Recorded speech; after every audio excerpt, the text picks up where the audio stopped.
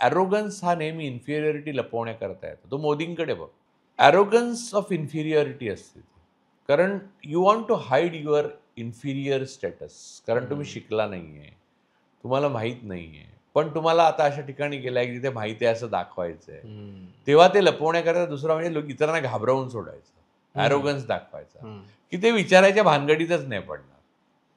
आणि दुसरा अभाव म्हणजे काय होतं की खायला अन्न नव्हतं, तर आता मी अख्ख्या बिल्डिंगला जेवण घालू शकतो.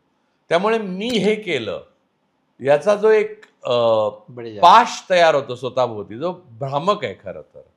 कारण तुमच्याकडे नव्हतं तेव्हा सुद्धा तुम्ही इथपर्यंत यायला कोणीतरी तुम्हाला मदत केलेलीच असते.